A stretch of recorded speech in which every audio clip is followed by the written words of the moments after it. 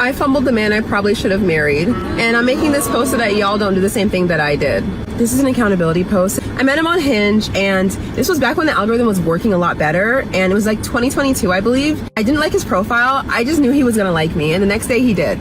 Normally I name names, but just in case he has a new girl and they're at peace, I don't want to disrupt his situation, so I'm not gonna name his name. But anyway, we met up quickly, we went on a date, and we ended up being like glued to each other pretty fast. We were like in a relationship within like a month, I believe. He locked it down. He was not trying to see me single.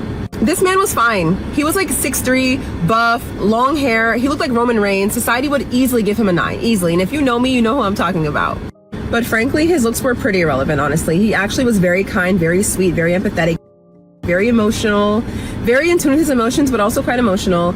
And, you know, he just had a lot of very positive traits. The number one being, he did not play about me at all. We went to brunch with his brother and sister-in-law, and they were kind of cold, like not really like, I don't know, warming up to me. And he called that out immediately. He was like, absolutely not. When his brother was not trying to get to know me after like we had met, he was like, can you put more effort in with Britt? Like, that's my girl. Like, put some respect on Britt's name. Like, he did not play about me at all. I had never in my life dated a man like that. I had never dated a man who was on my side, like who, like, I don't know, defended me. I've never had that before. He also impressed my parents. My mom liked him a lot. She said I broke his heart, and honestly, I agree. But yes, my parents liked him a lot. So we dated for like 6 months, and I kept feeling like something was just missing throughout the relationship. Like something just felt like it was missing. And I would communicate that to him like, oh, I like you a lot. I love you, but like something's just missing. And I didn't know what it was, and this poor guy was just doing his best to try to figure out what was missing, like trying to make adjustments, but like he just couldn't figure it out, and neither could I, because I didn't have the self-awareness that I have now. What was missing was chaos. No matter how many adjustments he was willing to make, he couldn't adjust himself to become a chaotic, toxic man when he just wasn't that. And that's all I had ever been used to.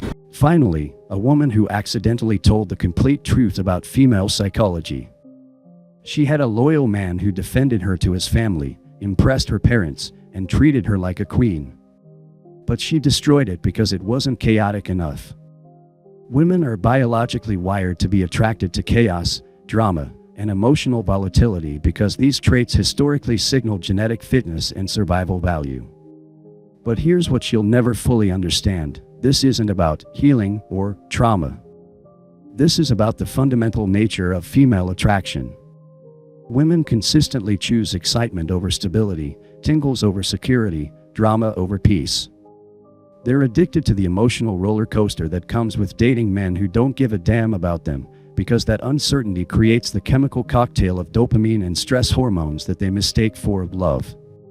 This woman just proved that all the feminist therapy speak about, healing, and self-awareness, is complete garbage. She can intellectualize her behavior all she wants, but the reality is that she was never attracted to the good man in the first place. She was settling for him while her body and mind craved the chaos she was used to. That something missing wasn't trauma, it was genuine sexual attraction, which she only feels for men who treat her like garbage. You see, I had not taken the time to like truly heal myself after my relationship prior to him, which was with an abusive guy. Very abusive, emotionally avoidant guy, emotionally unavailable, everything. Okay, I had not healed from that. Not enough to be with a person who was safe. And so one day when he pissed me off, I broke up with him like on a whim. Because the majority of my prior relationships were with like antagonistic men, I was not ready to receive someone who was safe and loving and kind and caring. Maybe I didn't think I deserved it. Maybe I couldn't recognize what it was. My nervous system didn't know what to do with safe. My parents were kind of emotionally unavailable. Growing up in that dynamic, you kind of look for that in partners as well.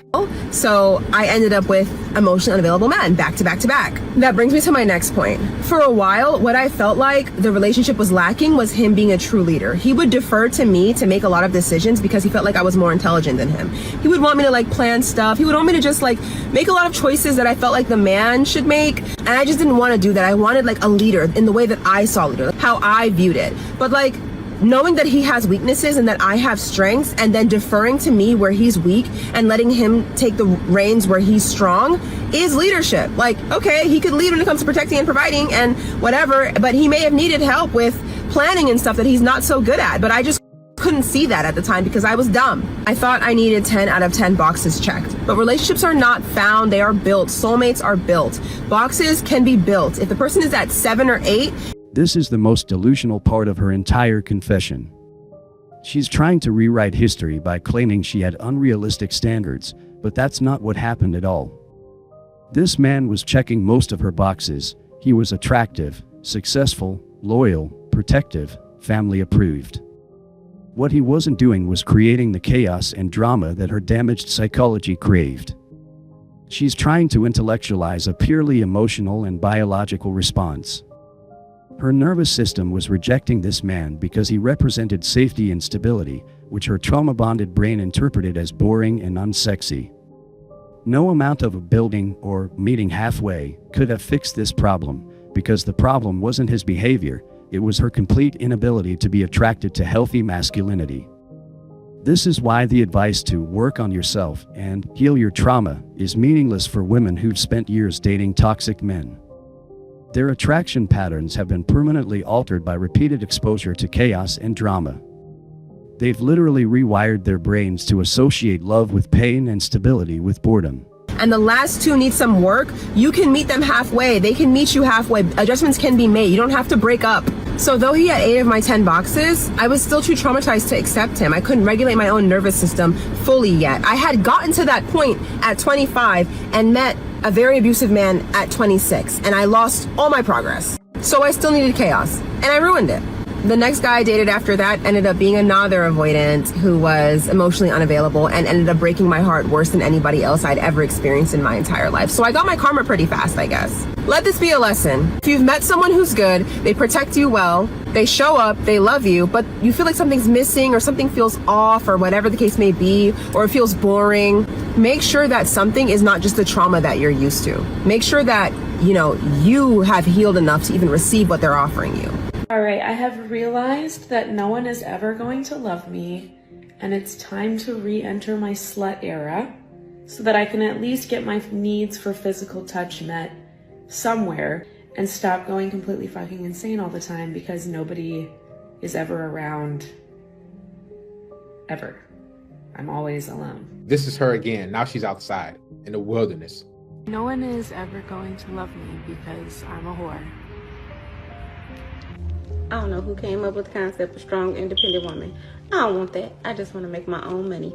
I don't want to take out my garbage. I don't want to pump my gas. I don't want to get my oil changed. The fuck? Who came up with that shit?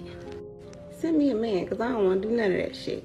Okay, I am the problem. I went on a date with this guy, and he was like, it's getting late. Do you want to come back to my place? And I was like, sure, but I'm not going to sleep with you. Like, that's not happening. And he was like, that's totally fine. Just come over. And I was like, cool. So I go to his place. He respects my wishes. He's so nice. He cuddles me all night. And I'm like, are you gay? Like, what? This is the fundamental insanity of modern female psychology. They claim to want respect, but are only attracted to men who don't respect them. They demand consent culture, but are turned off by men who actually practice it. And like, I just wanted him to like try, and then for me to be like, no, you know what I mean? I wasn't gonna sleep with him. I feel ugly. This is what.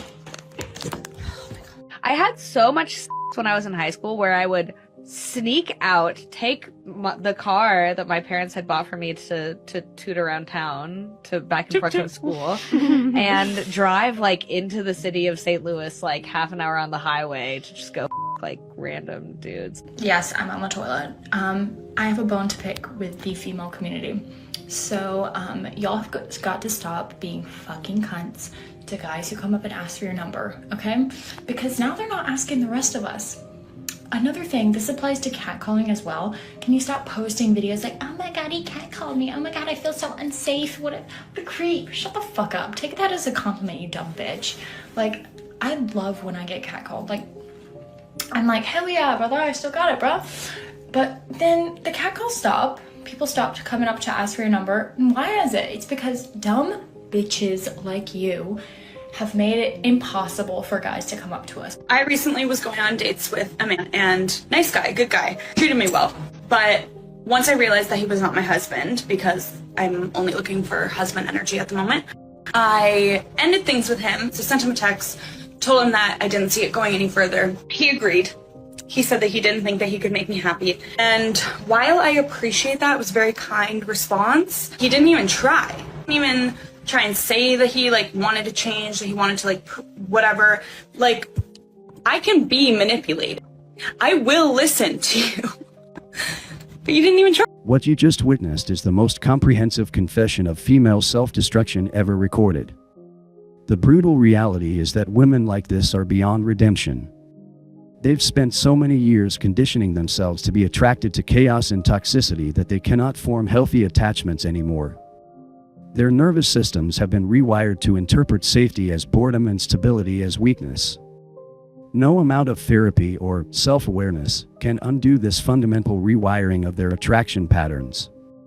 This woman's confession reveals the central lie of modern feminism, the idea that women can engage in unlimited sexual experimentation and toxic relationship patterns without permanent consequences. The truth is that every toxic relationship, every casual hookup, every drama-filled situationship creates neural pathways that make healthy relationships less accessible and less appealing. This is what happens when an entire culture tells women they can have unlimited sexual freedom without consequences. Men need to understand that women like this are not fixable. They are not relationship material. They are emotional vampires who will drain your energy, destroy your peace, and leave you questioning your own sanity. The fact that she can identify her own destructive patterns doesn't mean she can change them. It just means she's found a new way to weaponize her dysfunction for attention and sympathy. The good man she destroyed dodged a bullet when she left him. He may have been heartbroken at the time, but he was saved from years of trying to love a woman who was fundamentally incapable of appreciating or reciprocating that love. Her inability to be attracted to healthy masculinity wasn't his failure, it was her programming, and no amount of effort on his part could have overcome it. This woman's story is the perfect example of why men are walking away from modern women entirely. Why would any rational man invest his time, energy, and emotions into someone who is wired to reject everything he has to offer? Why would any man try to build something with a woman who admits she's only attracted to chaos and dysfunction? This is the final stage of the sexual revolution. These women aren't free, they're slaves to their own damaged psychology, doomed to repeat the same destructive patterns while wondering why they can't find happiness or fulfillment. They are the walking casualties of a culture that promised them they could have it all while giving them nothing but misery and loneliness.